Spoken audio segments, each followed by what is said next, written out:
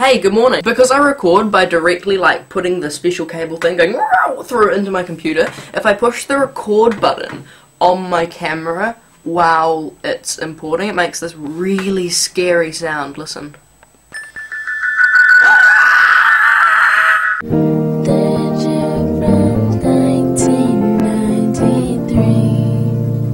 So I'm just getting over a cold. I'm sorry if my voice sounds a little bit... This is the exact same place that I recorded my last vlog, but since then I bought a piano. This is a new piano. So, how have you been? How are the kids? So what I'm talking about in today's vlog is the phrase pet peeves. And ironically, one of my biggest pet peeves is the phrase pet peeves, because I was reading this magazine when I was really little. I was probably like 7 or something, and they had this interview with this actress in the magazine, and there was like all of the questions were laid out. So it was like hobbies, mountain biking or whatever, and I had never heard the phrase pet peeves before. So in the bit it was like pet peeves, you know, rape or whatever. And that's my pet peeve as well, rape. Rape really gets on my nerves. And so that's how it was laid out like that. But because I'd never heard the phrase pet peeves before, I thought it was like her pet's name was Peeves, and they had accidentally not put the colon after pet, so it was meant to be like pet, Peeves. So it's like the pets she has, one of them is called Peeves. And I went and I showed one of my friends. Look at this funny mistake they've made in this magazine. They put the colon in the wrong place when her pet's name is Peeves. What? No, Joseph, you're being stupid. It's not her pet's name is Peeves. It's her pet peeve. Have you never heard that expression before? I don't know. Shut up! And so I never really forgave the word pet peeves for that embarrassing incident. So my biggest pet peeve is when people say that Steve, the host of that kids show, Blue's Clues, killed himself. I'm not sure where in the world gets Blue's Clues, the TV show. Like, I know it was huge in New Zealand, like everyone watched it on our black and white TVs, because colour TV...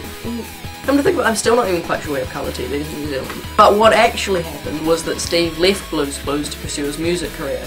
I don't know how that rumour started, but it's everywhere. Just a couple of weeks ago I was talking to someone about the Dark Knight film, you know, the one with Heath Ledger and the Batman in it, and they were saying, we were talking about the scene where the Joker puts the pencil in the table and is like, oh, this pencil disappear, and smashes that guy's head into it, you know the scene? Yeah, I think you've probably seen it. And the guy who I was talking to was like, you know Steve from Blue's Clues? Yeah, of course, man. Why? What's up? Well, Steve from Blue's Clues, that's the pencil thing is how he killed himself. He put a pencil in the table and then smashed his eyes into it. And, that's where the director of the Batman movie got the idea for the pencil thing from Steve from Blue's Clues. It's so sad about Steve from Blue's Clues dying. I mean, he like raised me as a child. Steve from Blue's Clues. Shut up! Look how the hat landed. That's my eye. The other phrase that really annoys me is the phrase guilty pleasure.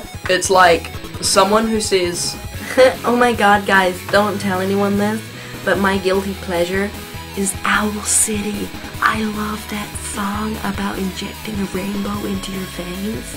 Oh my god, but don't tell anyone, it's such a guilty pleasure. I don't think liking a song, like, by an artist who is commonly known to be silly, can be justified as a guilty pleasure. What I would like to see is this. Oh, fuck, man.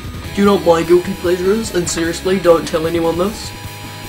I love raping children. Like, honestly, their screams. Oh! I think that that is a pleasure you should be guilty about.